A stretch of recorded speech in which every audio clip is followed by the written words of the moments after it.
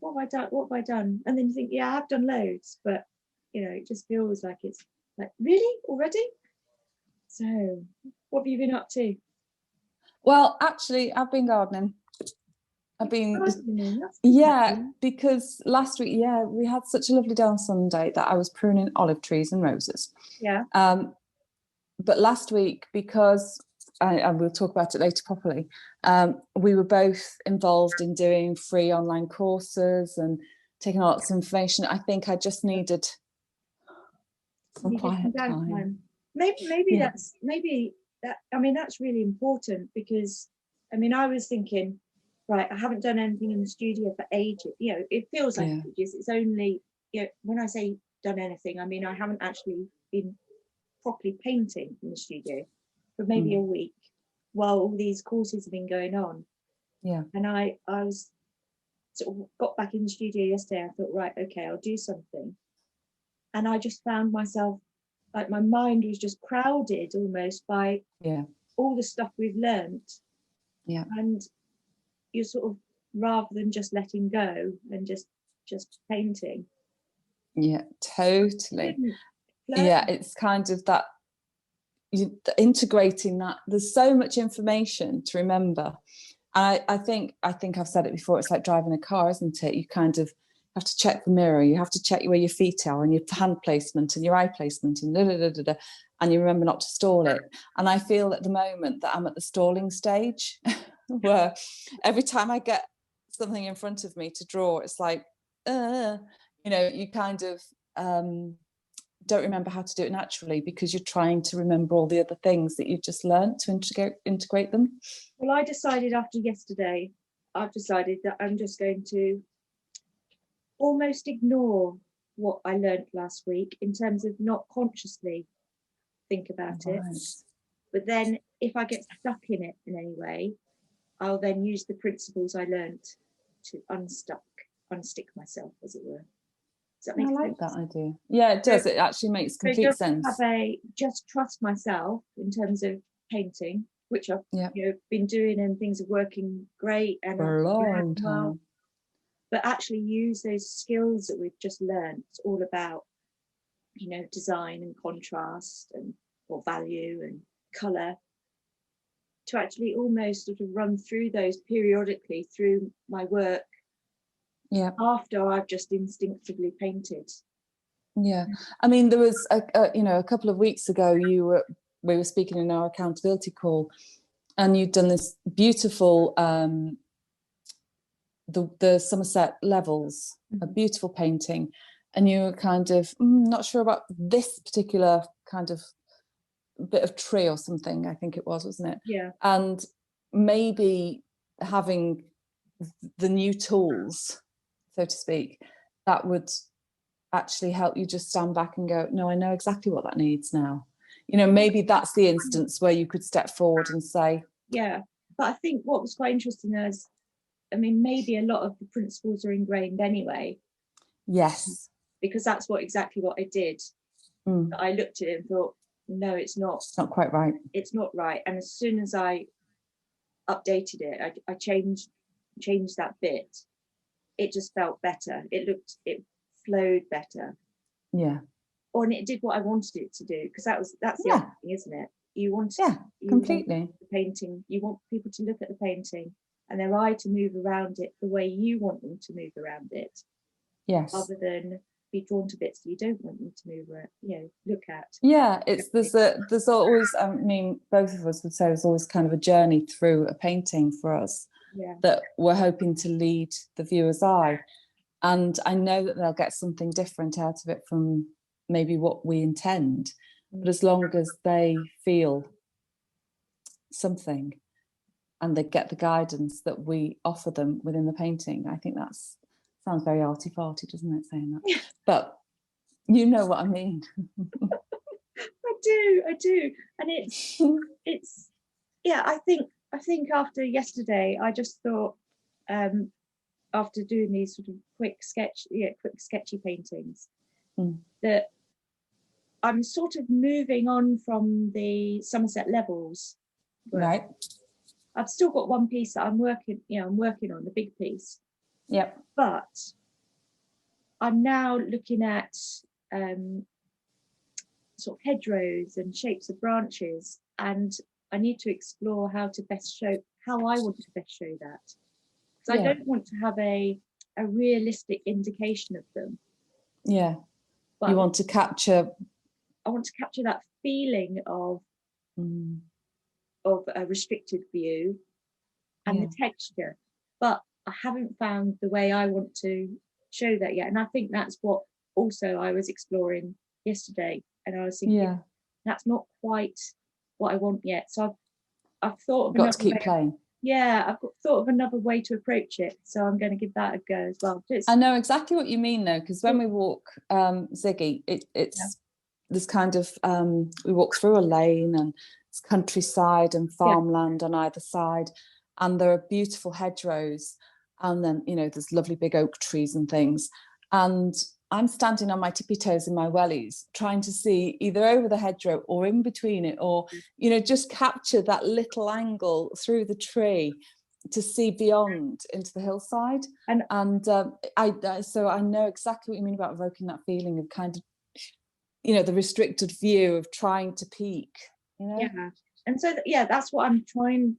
That's what I think I'm trying to do next. Yeah. In a sort of a next sort of, I wouldn't say series, that sounds too sort of formulaic. Structured. And too structured, but that's what's your next exploration. That's what's inspiring me at the moment. And I've been doing a lot of sketchbook work outside, and but also then doing a lot of development work, I suppose, is what I've been doing in the studio. But it does, I think we've just got to remember to be more forgiving of ourselves when we're in the studio. Yeah, I mean, I think I'm the epitome at the moment of needing to look after yourself, because I am currently beating myself up constantly because I am struggling. And I think, you know, we've had this conversation before, but I am struggling to kind of put my ideas down. In fact, I'm struggling for ideas. Well, I'm not. I'm in that kind of strange, uninspired. You're in that transition. You must be in that transition zone, though, where I mean, I remember sort of probably a good couple of years ago now that I actually sort of, I suppose not, I didn't hit a brick wall, but I wasn't inspired by what I was doing. That's where I am. And I didn't know quite what I wanted to do. And so I ended up doing a lot of printmaking and so it was lino printing, mono printing, taking all those sort of courses. So it was a little bit outside of what I normally do, because I found that exciting. And then what I found is all those elements have crept into my work in terms of a lot more texture, the way that I think of layering work. And so all that has informed your work now. Period of time where I was effectively playing and exploring and learning all fed into my work now, you know, that I work from now. So, you know, it will change. And also, haven't you signed up for the Nicholas Wilton course? I have, which is partly, you know, with all this self-care thing in mind, you know, I think I've got to that stage where, because I'm beating myself about not doing work that I'm enjoying as much as I want to, it's not, I'm going to be arty again, it's not authentic, because it's, like you say, a bit formulaic. You kind of think, well, this works, da-da-da, but actually it's not working for me.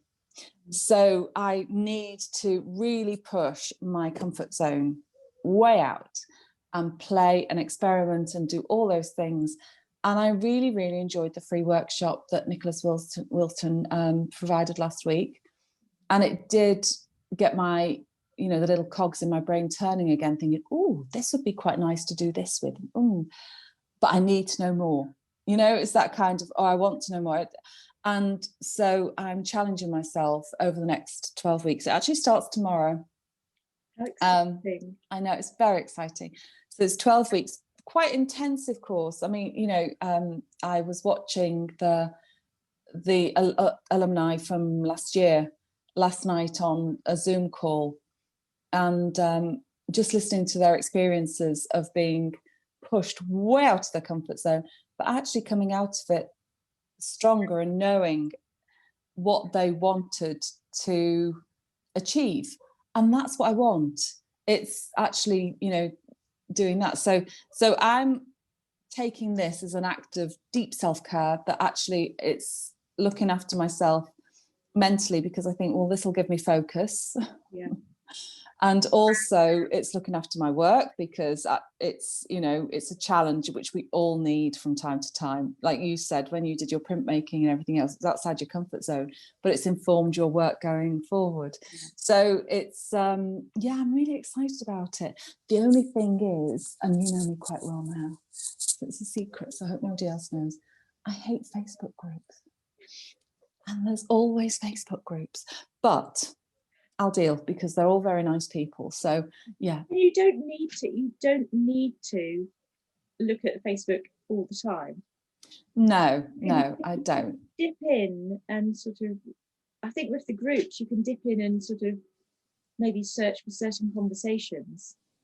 Yes, so I'm going to have to be quite discerning, I think, because yeah, I just find there's, you know, so many people, and it's very easy to get sucked in, which I don't want to do. I want to, you know, focus on where I want to go with all this. And I am really deeply excited about it. I don't blame you. I don't. Yeah, so I'm hoping that I'll come back next week and I'll be like, oh, you wouldn't believe how excited I am. I'm doing this. Oh, I mean, I'm just going to watch you with sort of, you know, I suppose just sort of see where it takes you, you know. Yeah.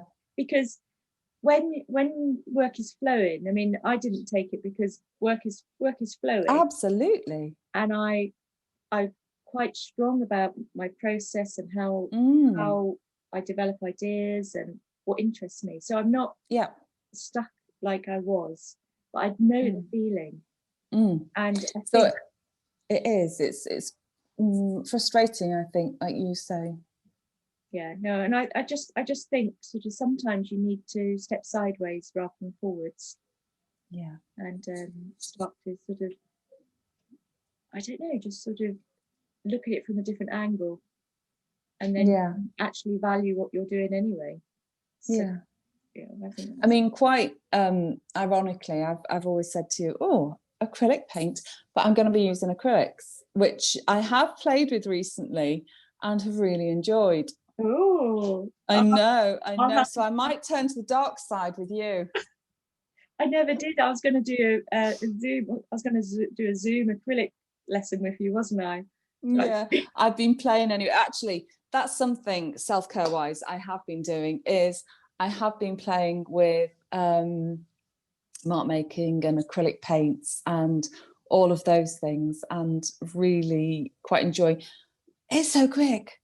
It dries, you know. That's dry, and that I find, and it's lovely. Well, you can then layer over. Yeah. And so that idea you've got, or you can glaze, or you can, you know, you can scratch through because the layer beneath has already dried. So you can actually put a fresh layer or scratch through to the dry layer, and then you've got a different colour coming through, different textures. Yeah. Brilliant. So so that's already inspiring me to a certain extent, kind of playing with different materials and media. So yes, so I am quite excited, as you can tell. So that's I mean, it's very expensive, and I was kind of, we haven't really got the money, to be honest. Well, I was looking at it. You say it's expensive, but it is 12 weeks. It is 12 weeks. If you start dividing it all down, it isn't actually much a week, or indeed a lesson. No. If you think how much you pay for, sort of maybe a day course, you know, it's, you know, a day course can be anything from about sort of 70 quid up to, I don't know, about 200, depending on what you do. Easily. And, you know, and if you think, well, that's, you know, that would be only 7 days, wouldn't it? For that course? Yeah. So 7 days. But yeah, I am. I mean, it's. I could have done it, broken it down, everything else, but we just, you know, I did obviously talk it through with my husband because I'm a responsible person and I'm very nice. And he was just like, "Were you even questioning this? Just go for it. It's something you want to do. It's something that will help your work." So yeah, I'm very lucky to have a supportive husband in that way. So yeah, no, that is brilliant. That is absolutely great. Yeah, No, so I'm very happy.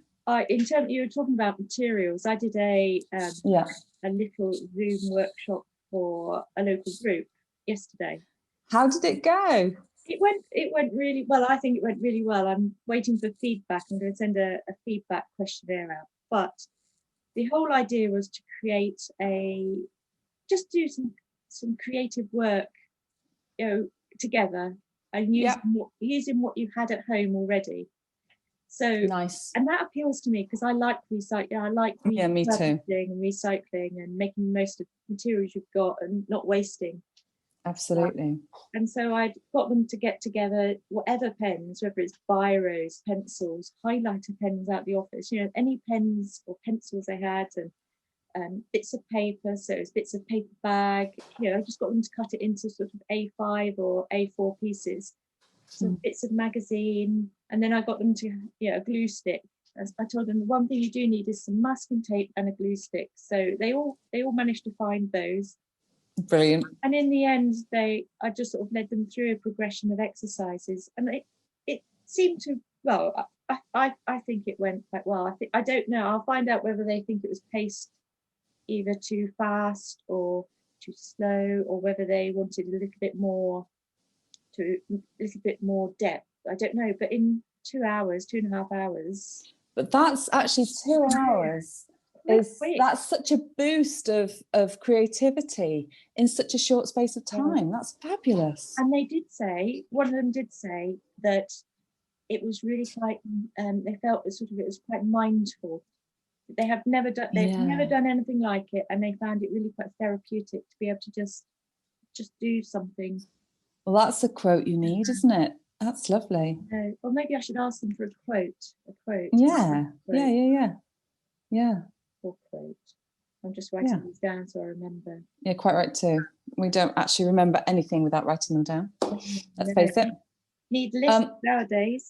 Can I ask you as well, because you mentioned to me about an inspirational artist you've had contact with this week? Yes. I follow an artist called John Clayton on Instagram. Once again, we'll put the link in the notes. And a little while ago, I mean, I've been looking at his work, and he tends to, it's a similar process to mine in that he'll be sketching outside, and then he translates it into paint. And his work often has figures, very shadowy figures in them, sort of, or he's been looking at fields. Quite atmospheric work, isn't it? Very atmospheric. Really atmospheric. And it just appeals, you know, some work you sort of see and you sort of think, oh yeah, I could live with that on my wall. Yeah, really. Yeah. It's quite different. Well, it's landscape based, so it's similar in that respect to mine, but it's very different to mine. And anyway, he advertised, he posted a couple of weeks ago, maybe, not even that, maybe, about a book he'd produced. And he'd taken all his sketches from the first lockdown, so 2020 lockdown, and he'd compiled them into a sketchbook. So it's only sort of 18 centimeters by 18 centimeters. So it's a little square sketchbook. It's 60 pages long. So, and he's included sort of like mini bit of writing in it about, you know, what's happening in lockdown. Yeah. And it includes so many of his beautiful pieces of work. Wow. And he's selling it for only 20 quid, including post and packaging. Wow. I know. But he's not after the money. He's just, any money he's got left over from, any profit is going to the NHS. So he's not doing How lovely is that? So he's not even doing it as a money earner. But I'm sure he'll get loads of sales. I mean, yeah. Well, I think he's sold 2 here, hasn't he? Yeah. Well, I've ordered mine already, so when I get it, I'll show you. But Yeah. if you go to his Instagram, you'll find a post where he flicks through the book, and he has some still pages on his post as well. So it's great. Yeah, really, really good. But I'll give you the Instagram tag Link. Whatever you call it. I think it is a tag. Is it a tag? But I'll include the link. Yeah, include the link. Yeah. But no, I think it'd be really interesting to talk to John about his work at some point in the future. I think that would be lovely. Maybe we should invite him for a conversation.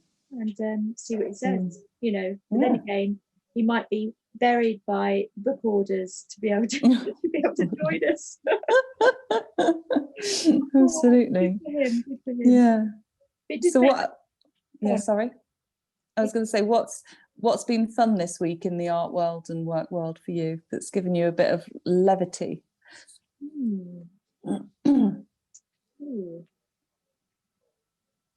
I don't know. You have a.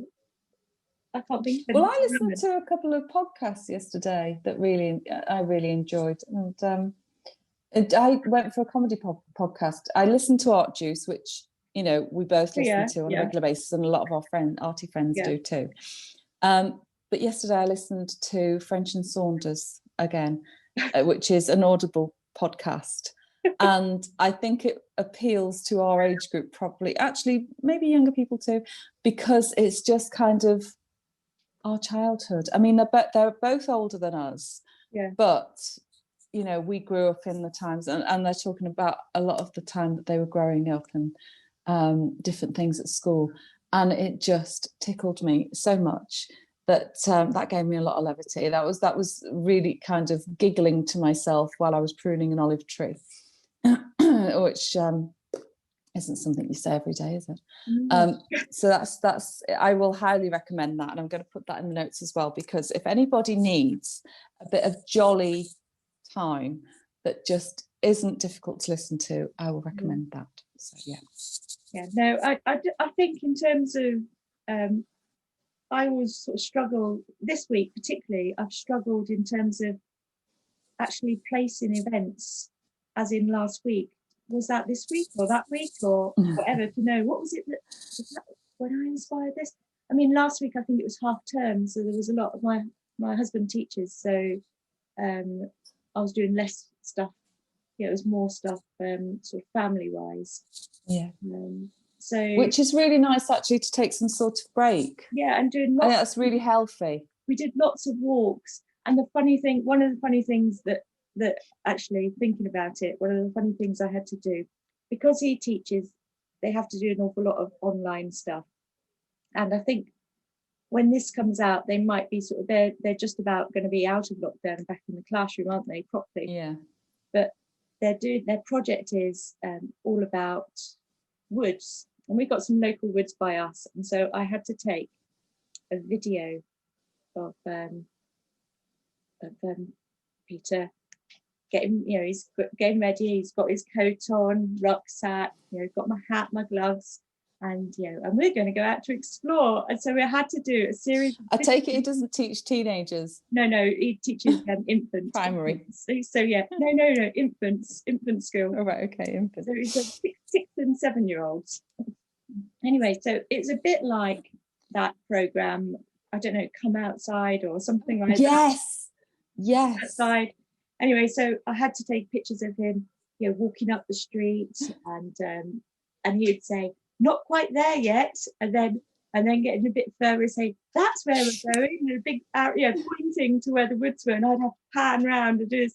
So it felt a bit sort of like Blue Peter-ish. Oh my God! Doing a little, show, and so we then all the way around the woods, we were stopping to take these little video clips, and people sort of. As soon as somebody came in, we just stand there like. You look so dodgy. You'd have been safer hugging a tree. So it's great because it was, and we had to do the squelching in the mud.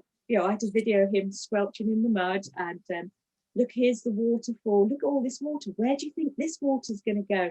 this is where it's going. Oh, that was very funny doing that.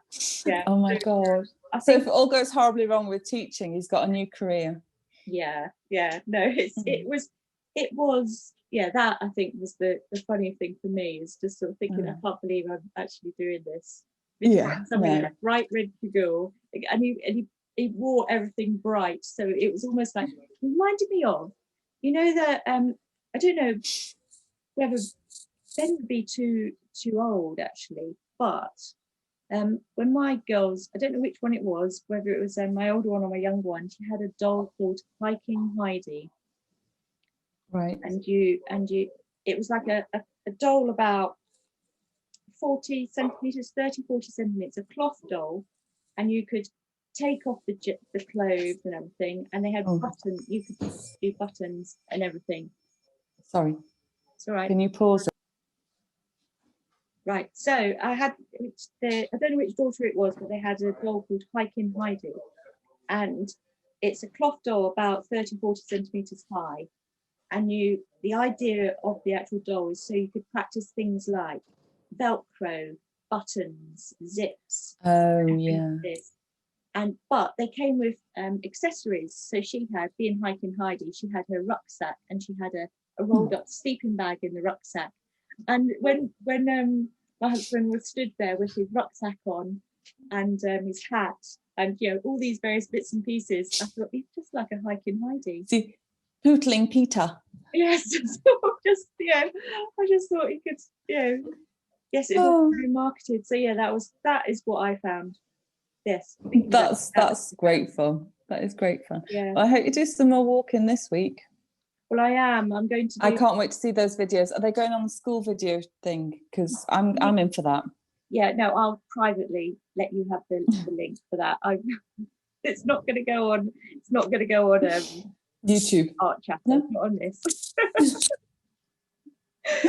Fantastic. Yeah. Anyway, yes. So that's what I'm going to do. More sketching this week. Yeah. Or rather, more developing sketches as well. This week. Yeah. And yeah. I'm into reading books again. I'm reading lots of fictional books. So any recommendations for us? Well, I like a good sort of armchair murder, so you know. Not getting ideas for Pootle and Peter, are you? No. Yeah. A mutual friend of ours enjoys those documentaries about women who've murdered their husband, and every time a husband comes in, he's like, "What are you watching?" With complete fear in his eyes. I don't watch any real life, and it's only sort of things that can never happen to you. You know, they're totally sort of totally not real life. You know that the main character is never going to die. It's that sort of it's a bit like it's fine. Midsummer Murders, you know, the main character never dies, or it's always, you can always tell. It's a bit like Casualty, the opening scene. You know that person's going to have an accident. So the foot's going to drop off, isn't it? Yeah. Guarantee it. But, right, well, have a fantastic week. And you. And I'll update you on the whole CVP thing next week. That's the Creative Visionary Programme. Yeah. See whether you're buried underneath all those sort of exercises you're doing. I'll let you know. Yeah. Okay. You just see my eyes. Hello. Just get the coffee made and you'll be all right. Yeah, absolutely. Absolutely. Take care. See you soon. Love to you. Bye. Bye.